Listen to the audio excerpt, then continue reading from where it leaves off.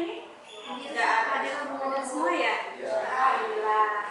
Baiklah anak-anak, sebelum kita mulai pembelajaran hari ini, mari kita berdoa bersama-sama. Silakan ketua kelas untuk memimpin doa.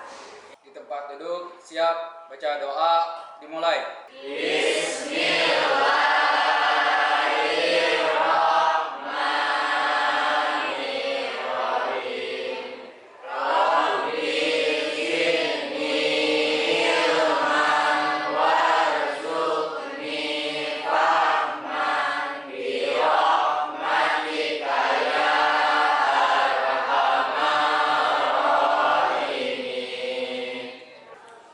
Selesai.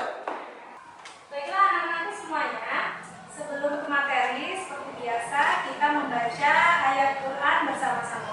Hari ini kita akan membaca surat Al-Insyirah.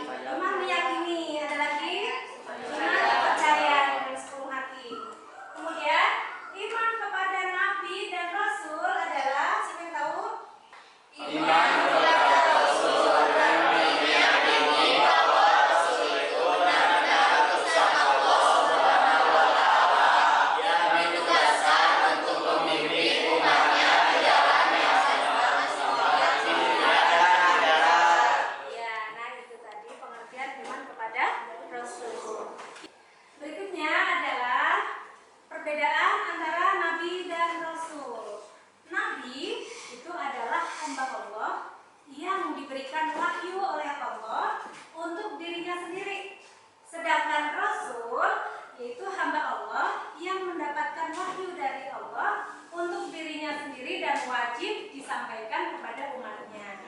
Tahu ya perbedaannya ya? Apa tadi perbedaannya? Nabi adalah hamba untuk dirinya sendiri. Sedangkan Rasul hamba Allah yang mendapatkan wahyu dari dirinya sendiri dan wajib disampaikan kepada umatnya. Kemudian menurut Imam Ahmad bahwa Rasulullah Shallallahu Alaihi Wasallam ketika ditanya tentang jumlah nabi dan rasul, beliau menjawab bahwa nabi berjumlah 180.000 orang. Nah, sedangkan rasul berjumlah 325. Nah, dari jumlah tersebut ada 5 nabi yang mendapatkan gelar ulul azmi. Siapa yang tahu nabi dan rasul yang mendapatkan gelar ulul azmi? Yang pertama nabi Nuh. Yang kedua Ibrahim. Yang ketiga Nabi Musa. Yang keempat Nabi Isa. Dan yang kelima Nabi Muhammad SAW. Nah, siapa yang tahu mukjizat Nabi Nuh? Nabi Nuh diberikan mukjizat oleh Allah berupa kemampuan untuk membuat kapal besar ya. Kemudian Nabi Ibrahim diberikan mukjizat oleh Allah berupa tidak mempan dibakar. Pintar, tidak mempan ketika dibakar. Kemudian Nabi Musa diberikan mukjizat oleh Allah bisa membelah lautan. Kemudian ada lagi ketika melempar tongkatnya berubah menjadi ular. Ya. Kemudian Nabi Isa, siapa yang tahu mukjizatnya Nabi Isa? Bisa berbicara pada saat waktu dia masih bayi. Nabi Isa ini bisa berbicara ketika dia masih bayi. Ya. Kemudian dia menyampaikan bahwa dia itu adalah Abdillah, abdinya Allah. Bukan anak Allah, bukan ibnullah, tapi Abdillah. Tapi hamba Allah. Dia adalah hamba Allah. Itu ya. Kemudian yang terakhir Nabi Muhammad itu mukjizatnya berupa Al-Qur'an yang masih ada sampai sekarang. Yang terakhir yaitu dalil nakli tentang perintah beriman kepada rasul-rasul Allah Subhanahu wa taala. Dalil tersebut terdapat di dalam Quran surat An-Nisa ayat 136. Bisa membaca? Bisa baca dulu ya.